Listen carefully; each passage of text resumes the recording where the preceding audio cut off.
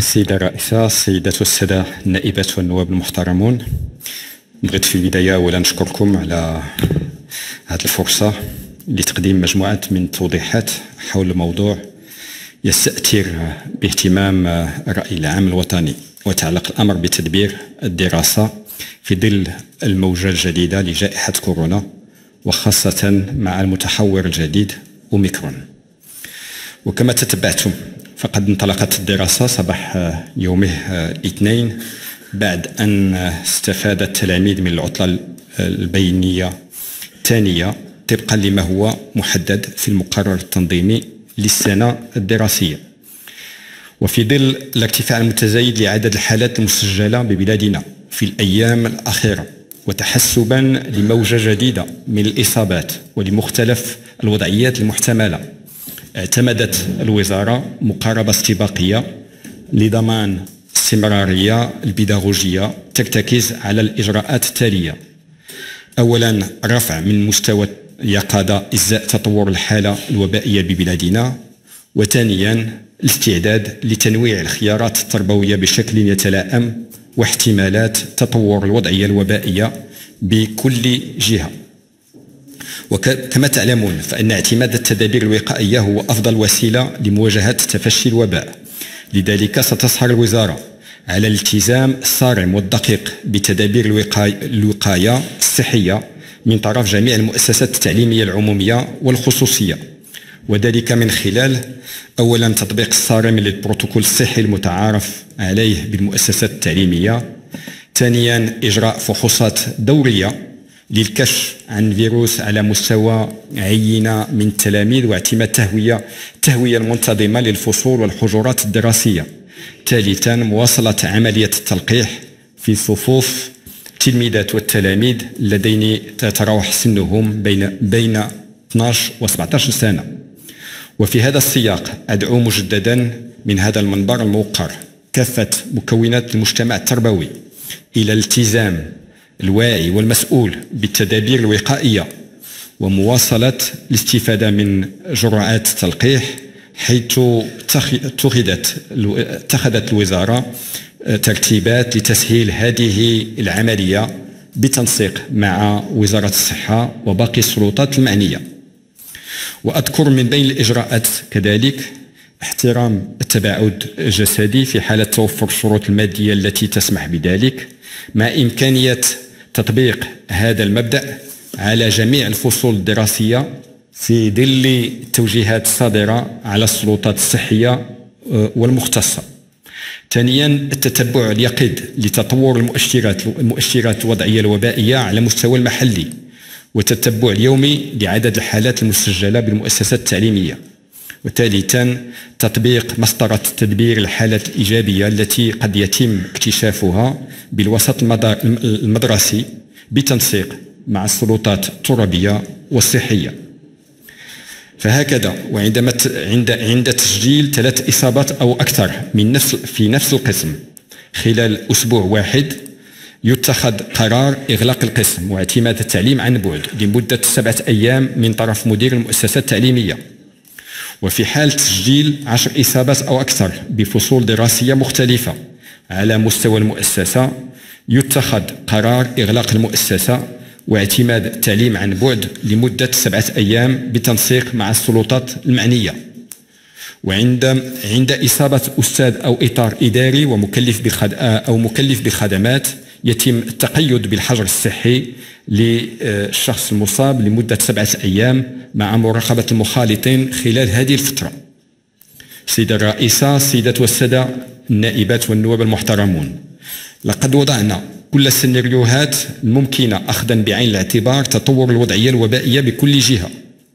وبناء على ذلك سيتم تدبير الدراسة وفق الاحتمالات والأنماط التربوية التالية: اعتماد نمط التعليم الحضوري كلما استقرت الوضعية الوبائية، اعتماد نمط تربوي بالتناوب الذي يزاوج بين التعلم الحضوري والتعلم الذاتي المؤثر من طرف الأساتذة، وذلك في الحالات التي تستوجب تطبيق التباعد الجسدي بالفصول الدراسية وتفويج التلاميذ. ثالثا اعتماد نمط التعليم عن بعد في حالة إغلاق الفصل الدراسي أو المؤسسة التعليمية طبقا لما هو منصوص عليه في البروتوكول الصحي للمؤسسة التعليمية، أو في حالة الحرجة التي توصي فيها السلطات المختصة بتعليق الدراسة الحضورية. وستعمل الوزارة على اعتماد النمط التربوي الذي يتناسب وضعية كل مؤسسة تعليمية مع إمكانية تطبيق نفس النمط التربوي أو أنماط مختلفة داخل نفس الجهة أو الجماعة أو الإقليم في تناسب تام مع مؤشرات الوضعية الوبائية على المستوى المحلي. وسيتم اعتماد مبدأ القرب في تدبير الحالة الوبائية من خلال منح صلاحية اعتماد النمط التربوي المناسب إلى المصالح التربوية الجهوية والإقليمية والمحلية بتنسيق وثيق مع السلطات الترابية والصحية، أخذا بعين الاعتبار مؤشرات الوضعية الوبائية المحلية. وأجدد التذكير مرة أخرى أنه كلما توفرت الظروف الملائمة سيتم اعتماد التعليم الحضوري باعتباره الأسلوب الأكثر فعالية بالنظر لطبيعته التفاعلية المباشرة بين المتعلمين ومدرسيهم، وباعتباره الضامن لتكافؤ الفرص بين التلاميذ المنتسبين لمختلف الأوساط المجالية والشرائح الاجتماعية. سيدة الرئيسة، السيدات والسادة